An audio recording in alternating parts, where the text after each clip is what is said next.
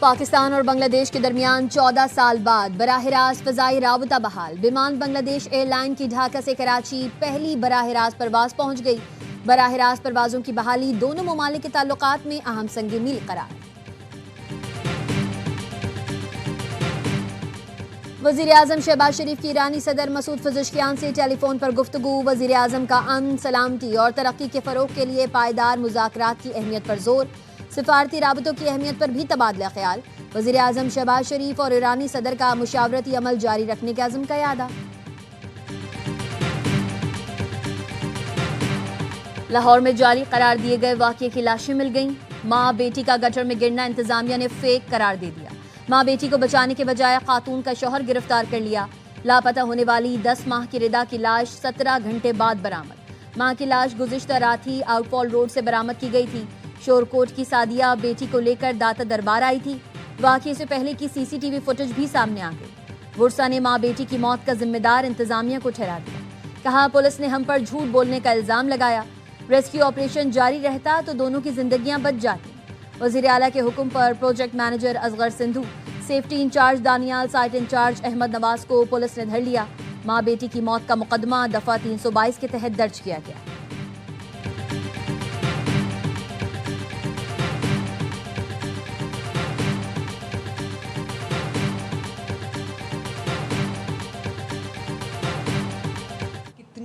بڑی criminal negligence تو assistant commissioner صاحب آپ پھر کس چیز کے اسسٹنٹ کمشنر ہیں؟ ذرا مجھے اس بات کا جواب دیں۔ کمشنر لاہور آپ کا، ڈی سی لاہور آپ کا، اسسٹنٹ کمشنر آپ کا، واسا کا، ایل ڈی اے کا اتنا ہی قصور ہے جتنا کسی اور کا۔ کہ آپ لوگوں کی نااہلی اور نالائکی اور غفلت کی وجہ سے کوئی گر کے سوالوں کے ساتھ کلاس لی۔ کہا اس غفلت میں اور قتل میں زیادہ فرق نہیں۔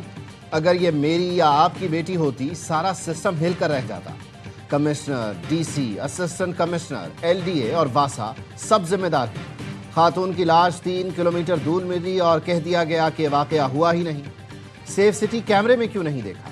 سیف سٹی کے سربراہ احسن میری کال پر گئے اور دیکھا۔ آپ کی نااہلی سے ماں اور بیٹی مر گئی۔ ہر سطح پر مجرمانہ غفلت ہوئی۔ خاتون کے شوہر کو ہمدردی کے بجائے تھانے لے گئے۔ کیا کام بند ہونے کے بعد مین ہال کو کسی کے مرنے کے لیے کھلا چھوڑ دیا جائے گا؟ اے سی صاحب فرما رہے ہیں کہ وہ واقعے کی جگہ کبھی گئے ہی نہیں۔ پروجیکٹ ڈائریکٹر زاہد حسین کو گرفتار نہ کرنے پر بھی وزیر اعلیٰ برہم۔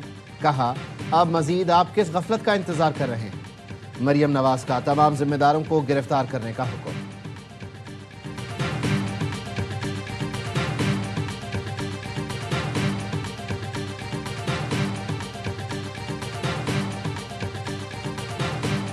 سانحہ گل پلازا پر جوڈیشل کمیشن بنانے کا اعلان۔ سندھ حکومت نے اپوزیشن کا مطالبہ مان لیا۔ وزیر اطلاع سندھ شرجیل میمن نے پریس کانفرنس میں اعلان کیا۔ عدالتی تحقیقات کے لیے chief justice Sindh high court کو خط لکھ دیا۔ حاضر سروس جج کے ذریعے انکوائری کا مطالبہ کیا ہے۔ عدالتی تحقیقات کا فیصلہ کسی سیاسی جماعت کے دباؤ میں نہیں کیا۔ انکوائری مزید شفاف بنا رہے ہیں تاکہ کوئی انگلی نہ اٹھا سکے۔ تحقیقات کے بعد ریسکیو اینڈ ریلیف آپریشن میں غفلت برتنے والے بڑے افسر معطل کر دیے گئے۔ Karachi water and sewerage board کے hydrant in charge, chief engineer bulk water board, senior director municipal service, director اور ایڈیشنل کنٹرولر سول ڈیفنس جنوبی کی معطلی۔ شرجیل میمن نے کہا کمشنر اور کراچی پولیس چیف کی رپورٹ کی روشنی میں فیصلے ہوئے۔ پولیس گل پلازا کی انتظامیہ کو بھی شامل تفتیش کرے گی۔ عمارت کی غیر قانونی لیز دینے والوں سے بھی تفتیش ہوگی۔ ماضی کے میئر نے آنکھیں بند کر کے گل پلازا کی لیز دی۔ اینٹی کرپشن کو لیز میں بے ضابطگیوں پر کارروائی کی ہدایت کر دی۔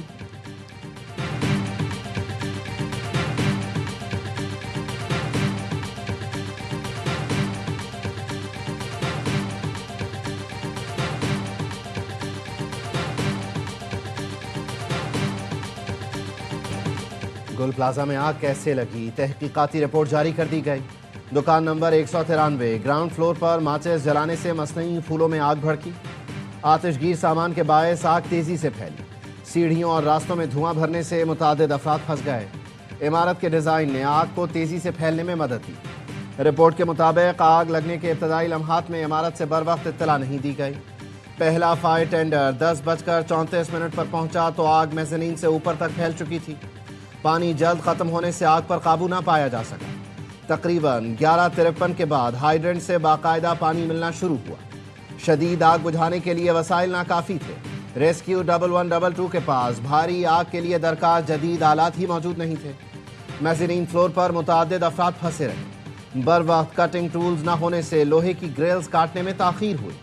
فوٹیجز کے مطابق ابتدائی منٹوں میں کئی افراد بغیر کسی منظم انخلا کے عمارت سے نکلتے نظر آئے۔ میزنین فلور میں پھنسے افراد کی جھلک ملی، دھواں تیزی سے پھیلا اور نکلنے کے راستے محدود تھے۔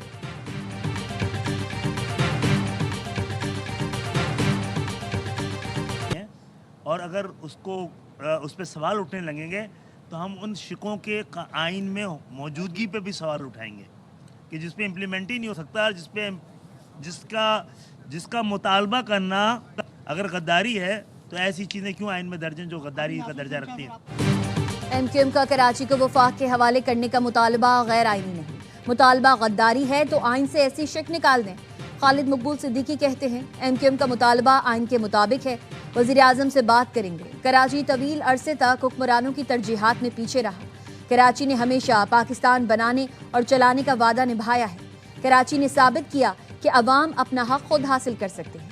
ایم کیو ایم پاکستان نے گل پلازا کے متاثرہ دکانداروں کے لیے ٹیکس ریلیف کا مطالبہ کر دیا۔ سندھ اسمبلی میں ڈپٹی پارلیمانی لیڈر طہا احمد کا چیئرمین ایف بی آر کو خط، کہا تاجروں کا کاروبار اور ریکارڈ مکمل تباہ ہو چکا، دکانداروں کو انکم، سیلز اور دیگر وفاقی ٹیکسز میں چھوٹ دی جائے، جرمانے، سرچارجز اور ڈیفالٹ پینلٹیز بھی معاف کرنے کی درخواست۔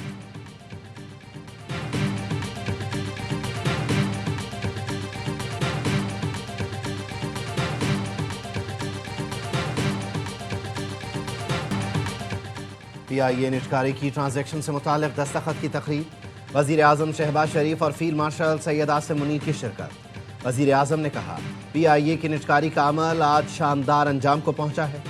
عارف حبیب اور ان کی ٹیم کا پاکستان کی صنعتی ترقی میں نمایاں کردار ہے۔ عارف حبیب نے تقریب سے خطاب میں کہا بہت جلد بڑی تبدیلی نظر آئے گی، کنٹرول ملتے ہی دن رات کام کریں گے، وزیر اعظم کی توقعات پر پورا اتریں گے۔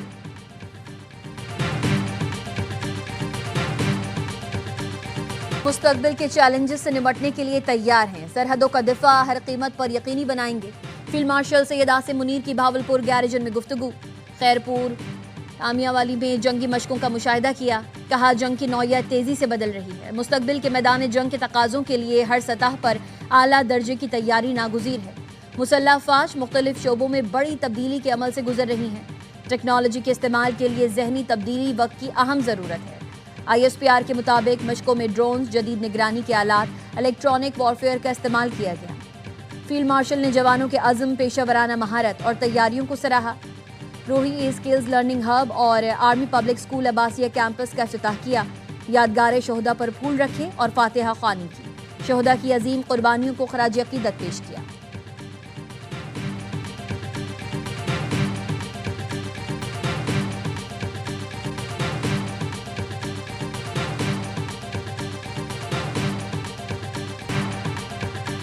وفاقی حکومت نے بانی پی ٹی آئی کی پیمز میں طبی معائنے کی تصدیق کر دی۔ وزیر اطلاعات عطا تارڑ کہتے ہیں بانی پی ٹی آئی کو ہفتے کی شب پیمز لے جایا گیا، آنکھوں کا معائنہ کیا گیا، وہ بالکل صحت مند ہیں۔